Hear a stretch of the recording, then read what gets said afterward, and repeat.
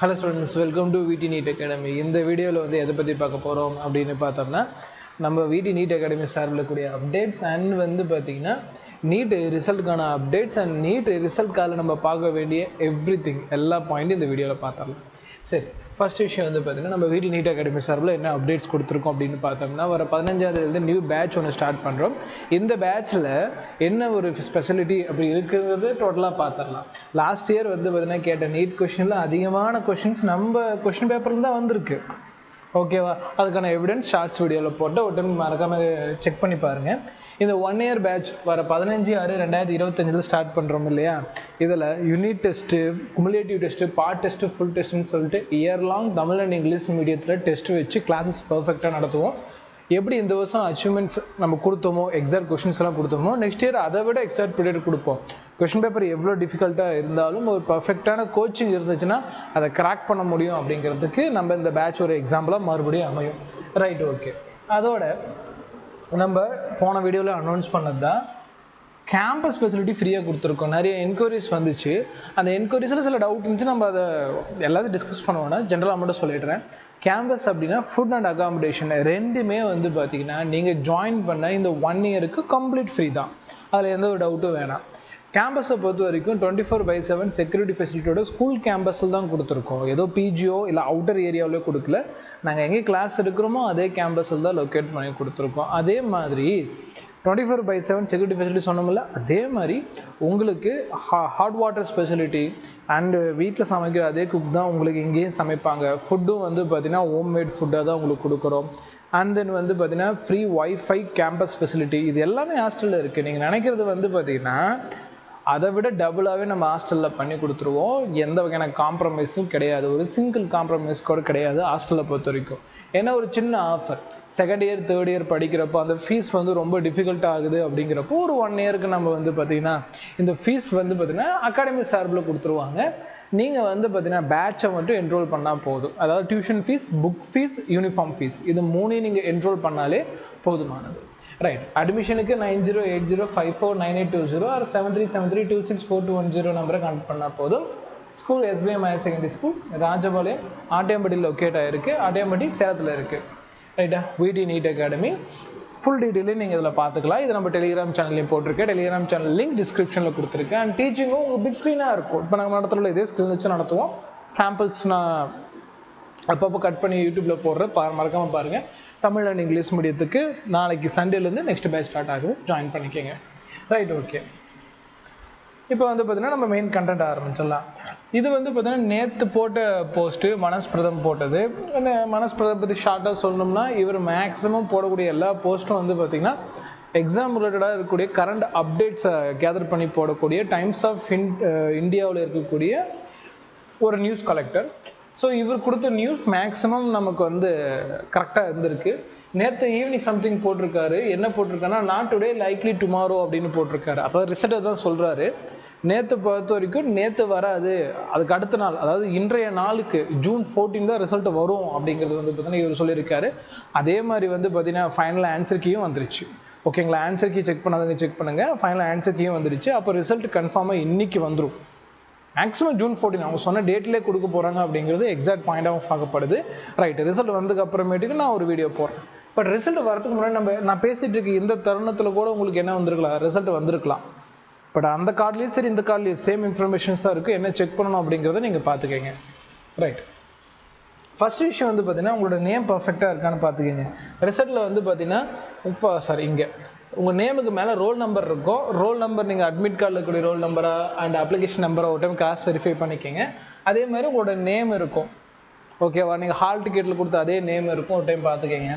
அப்பா பேர் அம்மா பேர் இருக்கும், செக் பண்ணிக்கோங்க. டேட் ஆஃப் பர்த் இருக்கும், செக் பண்ணிக்கோங்க. ஜெண்டர் கொடுத்துருப்பாங்க, செக் பண்ணிக்கோங்க. PWS இல்லைன்னு கேட்பாங்க, பார்த்துக்கோங்க.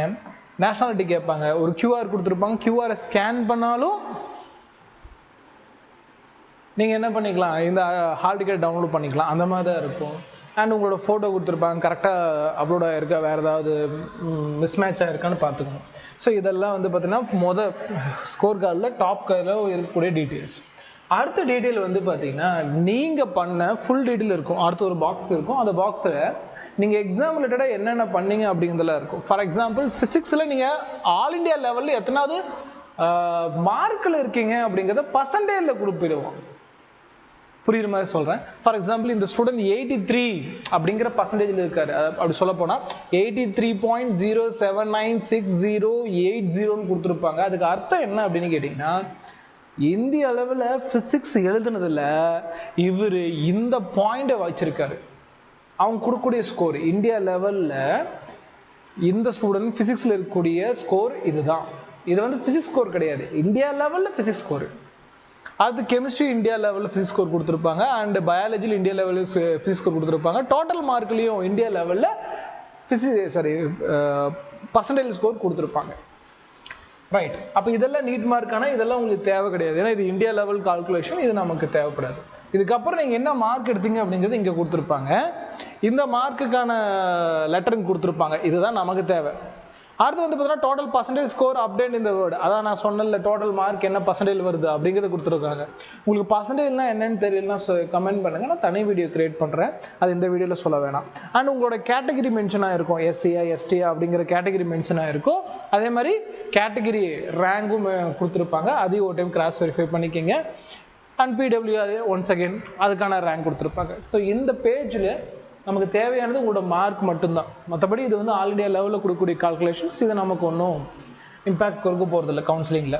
அண்ட் அடுத்தது ஒரு இப்போ காலம் கொடுத்துருப்பாங்க, இதுவும் உங்களுக்கு இம்பேக்ட் கொடுக்காது. இது வந்து பாஸ் மார்க் டீட்டெயில் கொடுத்துருப்பாங்க. For example 15% pass mark 164 to 720 வரைக்கும். அதில் எத்தனை பேர் இருக்காங்க அப்படிங்கிற டீட்டெயிலும் ப்ரெசென்ட் ஆகிருக்கும். ஓபிசியில் 163 129க்கு எத்தனை பேர் இருக்காங்க அப்படிங்கிற டீட்டெயில் ப்ரெசென்ட் ஆகிருக்கும். அவங்களோட பாஸ் மார்க் வந்து இந்த லீஸ்ட் மார்க்காக இருக்கும். அதே மாதிரி வந்து பார்த்தீங்கன்னா பிடபிள்யூ குழந்தைகளுக்கான அந்த பாஸ் மார்க் ப்ளஸ் ஒரு குறிப்பிட்ட மார்க் கொடுத்து அதில் எத்தனை பேர் இருக்காங்க அப்படிங்கிற இன்ஃபர்மேஷன் கொடுத்துருப்பாங்க. மேக்ஸிமம் வந்து பார்த்தீங்கன்னா ஆல் இண்டியா லெவலில் டாப் 10 ஸ்டூடெண்ட்ஸை வந்து தனியாக லிஸ்ட் பண்ணி காட்டுவாங்க. இவங்க தான் ஆல் இண்டியா லெவலில் டாப் 10 ஸ்டூடெண்ட்ஸாக இருக்காங்க அப்படிங்கிற லிஸ்ட் வந்து பார்த்தீங்கன்னா நமக்கு தனியாக இருக்கும்.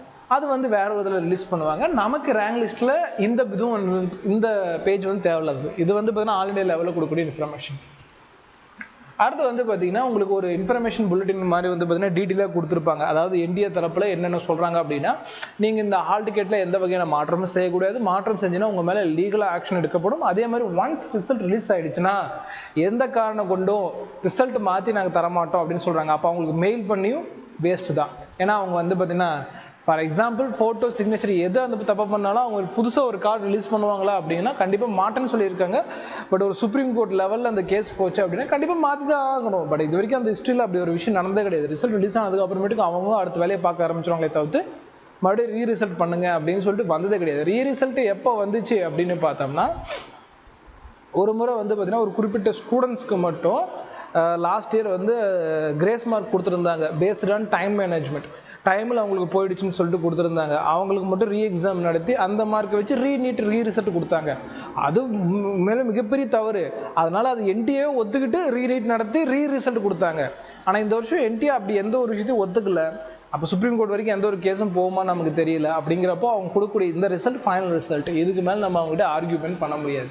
போன வருஷம் ரிசல்ட்டு அதுதான் கொடுத்துருந்தாங்க, இந்த வருஷம் ரிசல்ட்லேயும் இந்த மாதிரி பாயிண்ட்ஸ்லாம் கொடுப்பாங்க. அதுக்கு என்னென்ன சட்டப்படி என்னென்ன ஆக்ட் இருக்குது, ப்ளஸ் வந்து 2 ஸ்டூடெண்ட் ஒரே மார்க் எடுத்தாங்கன்னா அவங்களுக்கு எதை பேஸ் பண்ணி நாங்கள் மார்க் கொடுத்தோம் அப்படிங்கிறதுக்கு எல்லா டீட்டெயிலும் கொடுத்துருப்பாங்க.